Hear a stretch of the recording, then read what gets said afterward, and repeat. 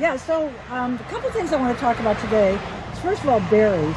So this is a Foster holly, which is not a native.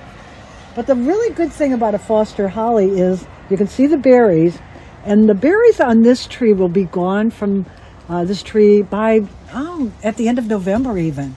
So the birds will come and get that. So why is that? Because the sugar in this berry is already there. So some trees, like the American holly, it has to have a really hard frost in order for the sugar to kind of be generated in them. And for the chokeberry, that sugar doesn't come in until almost March. That's going to just give the birds that every so often they've got food. They've got to have a food source. So I'm seeing cardinals, white-throated sparrows all showing up now. They've come from up north, from Canada and from up in the northeast, and they're coming down here to spend the winter. But they've got to have a food source because the insects are kind of gone.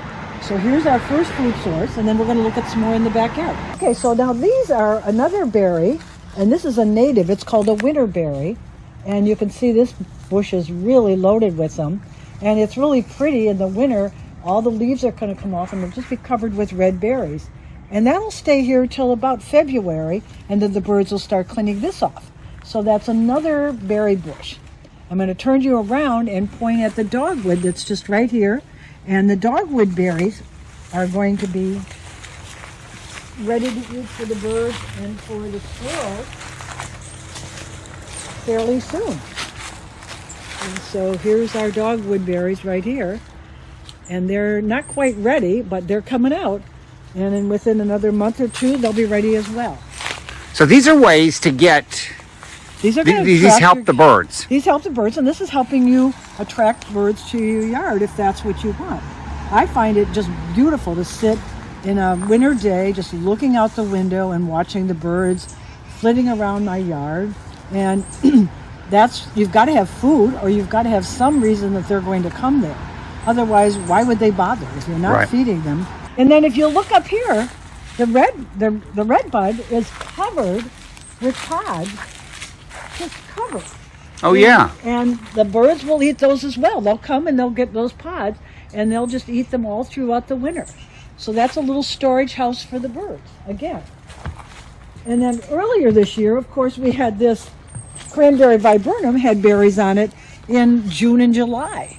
So you've got a constant banquet going on in my yard for the birds. A constant banquet. I like that. Yeah, yeah. And we've got more winterberry up here. Now with winterberry, you have to have a male. If you don't have a male plant, it won't pollinate. But you see this whole group here is all winterberry, and that'll be all full of berries. And then I've got one little male plant in the back. He's just sitting back there, really being very quiet, watching football, I think. And then the final thing we're going to look at today, Ted, is our compost bin. But it's all down. So last year I filled this up to the brim with leaves, and I just left it. And now I can go in here and I can get that compost, and I can take it out, and there's a little bit of junk on the top. But if you look in there, that's all broken down leaves. Yeah. And it'll just be spread across our garden. You know, we just sprinkle it all over. And that helps the soil. Helps the soil, feeds the soil. And that'll make sure that that returns those nutrients to the soil. We don't want to take anything out of the yard that we can't, we just can't stand to have. And I'm going to just leave all these leaves laying around here this winter. The birds will shred them as they're getting ready to go through the yard and find insects under them. And there's tons of caterpillars and butterflies and moths that have laid their eggs in there, and they'll be in there for the spring to come out. And if you put the leaves into the compost bin, they'll be okay. Some of the insects will emerge, but not all of them. So if you can leave the leaves where they lie, that's your best thing. They also help to keep the rest of the garden moist, hold the moisture in for the winter. And then in the spring, if you want to do a little cleanup and put everything into your compost bin, that's great. I have a lot of friends that they have to have it really neat. And so I say, well, go ahead and put your leaves into my compost bin. So I'll be starting to ask for leaves and bags of leaves. I have one woman, friend that has a ginkgo tree. and she gives me about 9 gigantic bags of leaves, and I'll put them in here slowly, and within 2 or 3 weeks they'll all have started to compress and compost, and there's my compost. But I don't fuss with turning them. I put on that side, I put my vegetable leftovers and things like that, and then everything just kind of breaks down and takes care of itself. And you can put it right back into the yard. Exactly.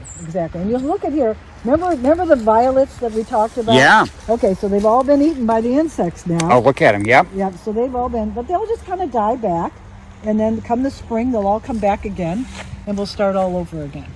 But I'll be looking into the garden for things that I want to get rid of. So I can show you this guy right here. This guy looks like a little tiger. Right there. Okay, that's an invasive. I want to get rid of him. And there'll be a few branches here that I'll pick up and put on my branch pile for the birds to kind of hide in that branch pile. And there's a little bit of ivy I see starting to sneak in there that the birds, they'll eat the berries. If the berries of the ivy berries up if it gets above 10-15 feet high. So as it goes up a tree, then it turns into a different plant and actually creates berries. And then the birds will eat them and spread them. And that's how we get a lot of English ivy, which is an invasive. Tree Fredericksburg is going to start this year on doing a lot more invasive removal. Some people are finding the spotted lanternfly around, and if you look at it, it's quite an attractive bug, actually. It's got orange and yellow, and people are saying, oh, isn't that a pretty bug? But no, it's not. It's a very invasive. It's really an amazing suckering bug, and it really drills into trees. It loves the tree of heaven, or ailanthus as we call it. And so we are going to start a real big campaign to get rid of ailanthus here in the city. I talked to an expert yesterday, and he told me that if you don't have ailanthus, your spotted lanternfly will be 75% less, because they really do take a lot of sap from the ailanthus tree, and that gives them a head start on laying more eggs and being more reproducing faster. And that we don't want that, because they also attack other trees, and especially vegetable and fruit trees. They're after everything. So we do not need that invasive insect here. People need to be aware of that.